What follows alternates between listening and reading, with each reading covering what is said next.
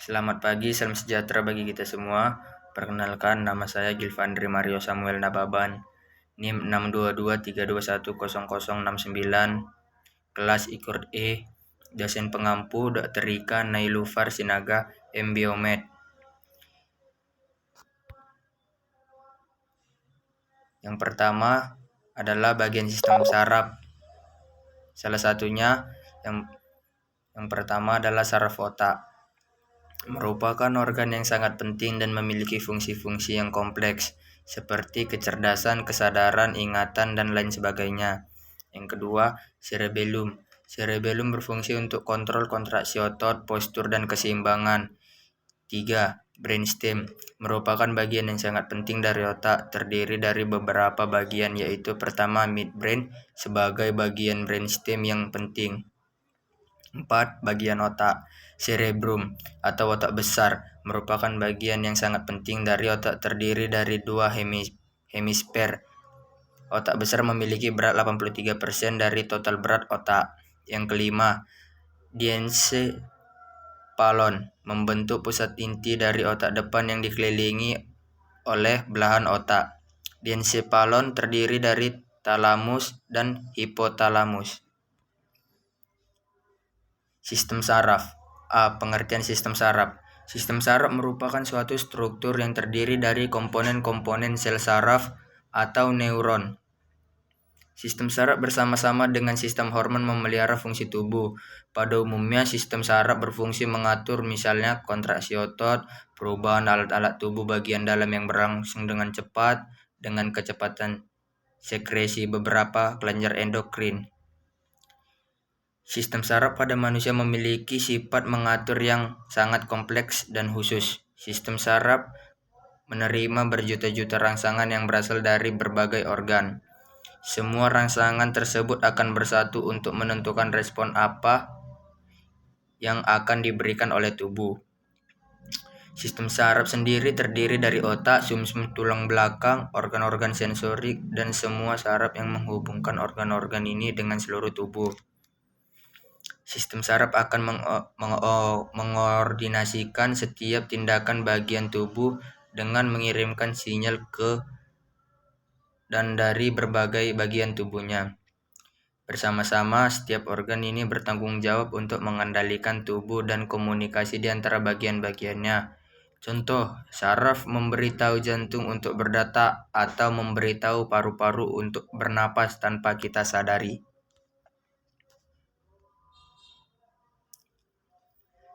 Sel saraf neuron. Neuron merupakan sel-sel yang sangat kompleks meskipun sangat beragam strukturnya. Semua sel saraf mempunyai badan sel atau sel body yang fungsinya sangat penting dalam kerja sistem saraf.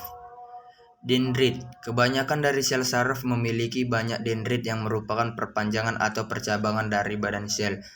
Dendrit seperti halnya ranting pada pohon yang merupakan percabangan dari dahan pohon. Badan sel atau the cell body. Walaupun sangat beragam ukuran diameternya, yaitu dari 5 sampai 140 mm, namun semua sel saraf hanya memiliki satu inti sel yang dikelilingi oleh sitoplasma. Kandungan sitoplasma pada sel saraf tidak berbeda dengan sel-sel lain pada umumnya. Akson. Setiap sel saraf hanya memiliki satu akson yang memanjang dari daerah berbentuk kerucut pada badan sel. Akson diselubungi oleh selubung myelin. Akson berfungsi mengantarkan rangsang dari atau ke badan sel. Sistem saraf tepi. Sistem saraf tepi merupakan kumpulan saraf lanjutan dari otak dan spinal cord. Sel-sel saraf ini membentuk impuls dari dan ke saraf pusat. Saraf tepi berfungsi menghubungkan respon sistem saraf pusat ke organ tubuh dan bagian lainnya di tubuh.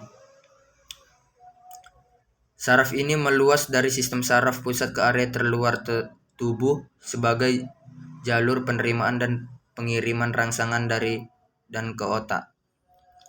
Saraf yang membentuk sistem saraf tapi dinamakan sebagai akson. Dalam beberapa kasus saraf ini sangat kecil, tetapi beberapa ikatan saraf ada yang bentuknya besar dan dapat dilihat jelas oleh mata. Bagian sistem saraf tepi. Yang pertama adalah sistem saraf otonom. Yang kedua, tidak semua kerja sistem saraf terjadi secara sadar, seperti saraf-saraf yang mengontrol detak jantung, pupil mata, otot polos, dan lain sebagainya. 3. Sistem simpatik. 4. Sistem ini mengatur respon berlawanan dari dalam tubuh ketika ada ancaman pada diri terjadi. 5. Sistem ini juga mempersiapkan tubuh untuk mengeluarkan energi dan menghadapi potensi ancaman di lingkungan. 6. Sistem parasimpatik. 7. Sistem ini berguna menjaga fungsi tubuh normal setelah ada sesuatu yang mengancam diri. Setelah ancaman berlalu, sistem ini akan memperlambat detak jantung, memperlambat pernapasan, mengurangi aliran darah ke otot, dan menyempitkan pupil mata. Ini memungkinkan kita untuk mengembalikan tubuh ke kondisi rileks yang normal. Gangguan dan kelainan pada sistem saraf manusia. 1. Infeksi sistem saraf. Pusat siapa sangka jika bakteri dan juga virus bisa menjalar kemana-mana, termasuk ke jaringan otak dan sumsum tulang belakang. Meskipun sebenarnya orang-orang yang menderita jenis penyakit syaraf yang menginfeksi sistem saraf pusat ini tidak terlalu banyak, namun risiko untuk terkena penyakit ini pasti ada. 2. Penyakit ini dinilai parah dan perlu penanganan yang serius. Untuk itu wajib hati-hati dalam menjaga kesehatan otak Anda, karena ketika sakit akan memerlukan waktu lama untuk sembuh. Bahkan ketika sembuh tak akan bisa kembali seperti sedia kala. Sistem saraf somatik. Sistem ini terdiri dari serabut saraf perifer. Fungsi saraf ini mengambil informasi sensorik atau sensasi dari organ perifer seperti kulit dan nantinya dibawa ke sistem saraf pusat.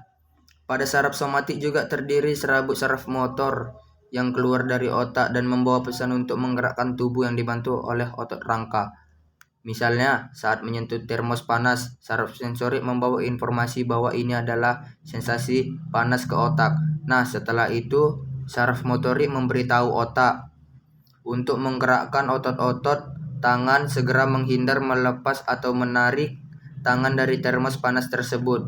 Keseluruhan proses ini terjadi kurang lebih dalam waktu 1 detik. Radang otak. Penderita yang terkena penyakit ensefalitis atau infeksi otak biasanya merasa demam dan sakit kepala yang berlebihan. Selain itu, perasaan mengantuk dan juga bingung kerap terjadi pada mereka. Penyebab dari penyakit ini adalah virus. Dalam diri Anda, bagian sistem imun akan mencoba untuk melawan infeksi otak. Sayang ini tidak akan berhasil dengan baik. Karena kebanyakan kasus yang ada justru sistem imun yang berusaha untuk melawan penyakit, malah yang kondisi bertambah parah, seperti terjadi pembengkakan di otak. Sebab virus tadi malah akan semakin berkembang. Karena kekurangan ruang, maka bagian otak akan mendorong tulang tengkorak. Meningitis atau radang selaput. Penyakit ini sempat menjadi kontroversial di media massa beberapa bulan lalu. Pasalnya inilah penyakit yang menyebabkan kematian seorang komedian Indonesia yang sedang naik daun. Radang selaput otak atau dikenal sebagai meningitis adalah penyakit yang menyerang Olga Syaputra hingga ia meninggal belum ditemukan obatnya. Alzheimer. Pertama kali penulis mengerti nama penyakit Alzheimer adalah pada film yang berjudul Momentum Remember. Pemeran wanita utamanya menderita penyakit kepikunan ini, kemudian pelan-pelan ia akan melupakan jalan pulang ke rumah barunya, lalu lupa pada pekerjaannya, kemudian lupa dengan nama suaminya, bahkan sampai siapa dirinya. Vertigo. Jika Anda mengalami sakit kepala yang ditandai dengan gejala sensasi diri sendiri atau sekeliling serasa berputar, mungkin Anda tertekan vertigo. Selain itu, penderitaan yang mengalami vertigo akan kehilangan keseimbangan dalam beberapa waktu. Hal ini membuatnya merasa kesulitan untuk berdiri bahkan sampai berjalan. Mereka juga mengalami gejala mual-mual dan muntah. Lumpuh otak. Penyakit lumpuh otak atau biasa dikenal dengan nama cerebral palsy merupakan jenis penyakit syaraf yang cukup mengganggu bahkan saat memengaruhi sistem koordinasi serta pergerakan. Penyebab terjadinya penyakit ini karena adanya masalah yang serius pada bagian otak besar. Biasanya menyerang pada anak-anak, dan karena alasan penyakit inilah yang menjadi penyebab utama mengapa terjadi kelumpuhan kronis pada anak-anak. Sekianlah presentasi dari saya. Jika ada kesalahan atau kata-kata yang kurang berkenan, saya minta maaf. Selamat pagi, terima kasih.